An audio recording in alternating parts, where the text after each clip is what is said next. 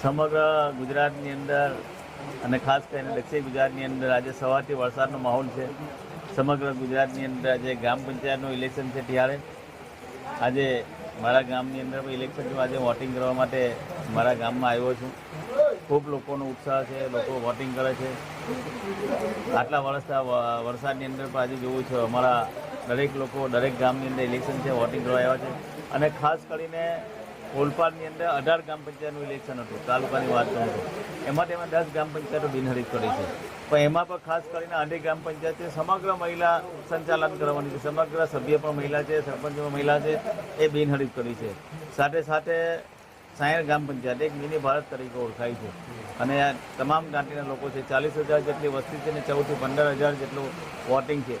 આટલું મોટું ગામ બિનહરીફ થતું હોય ને 700-800 મત માટે જ્યારે ઇલેક્શન થતું હોય ત્યારે હું આપનાથી અપીલ કરવા માગું છું કે આવા અમુક લોકો છે ગામમાં લડાવવાના જે પ્રયત્ન કરે છે એનાથી દૂર રહેવું જોઈએ.